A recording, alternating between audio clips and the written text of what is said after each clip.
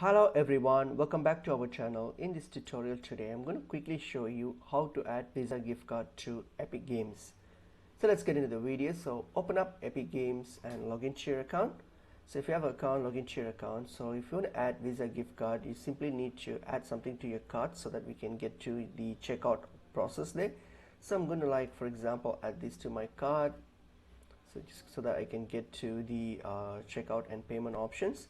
So let me add this. So that's going to take a bit of time, just a little bit of time. All right, that's it. So now I added this to my checkout. So under checkout here, so these other payment options available for me.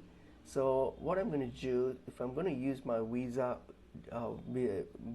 gift card, so I'm going to simply select on my credit card option here and then type in the details of my Visa card here and then proceed with the placing order. So make sure that your card is valid, it's activated, and you have sufficient funds to make this purchase. So then just complete the process, and that's pretty much it is. So that's how you use Visa gift card on Epic Games. Hope this video is helpful. I will see you in another video. Thank you.